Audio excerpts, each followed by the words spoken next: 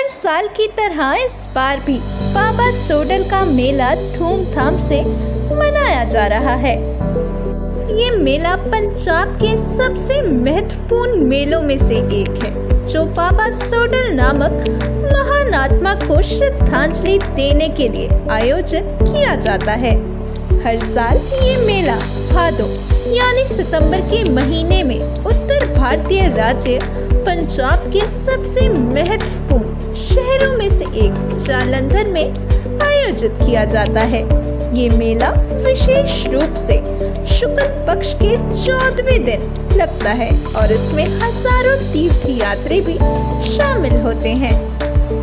इस मेले में दुनिया भर से भक्त अपने देवता को श्रद्धांजलि देने के लिए इकट्ठा भी होते हैं। तरह तरह की मिठाइयों के साथ साथ इस मेले में कई रंगीन दुकानें और झूले भी लगाए जाते हैं, जिसे देखकर बच्चों से लेकर बड़ों तक का भी दिल झूम उठता है। बाबा सोडल के नाम पर जालंधर में कई कहानियां भी प्रचलित हैं। बता दें कि बाबा सोडल ने जालंधर शहर में खत्री जाति के चड्ढा परिवार में जन्म लिया था और उनके साथ कई कहानियां जुड़ी हुई हैं। एक कहानी ये है कि जब वे छोटे थे तो वे हमेशा अपनी माँ के साथ तालाब पर जाते थे, जहाँ वे कपड़े धोती थी।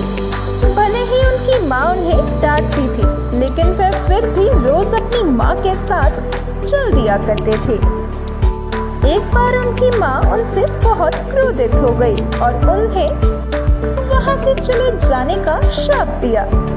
तो उन्होंने अपनी माँ से कहा कि वे इसे 3 बार दोहराएं। जब उन्होंने ऐसा किया तो वे तालाब में गायब हो गए और फिर कभी नहीं मिले और तब से इसी दिन को मेले के रूप में मनाया जाता है। तो वहीं एक कहानी ये भी कहती है कि जब पंजाब के शहर को श्राप दिया गया था तो बाबा सोडल ने एक पवित्र सांप का रूप धारण किया और सभी को नश्वर दुनिया से अपनी विदाई के बारे में बताया।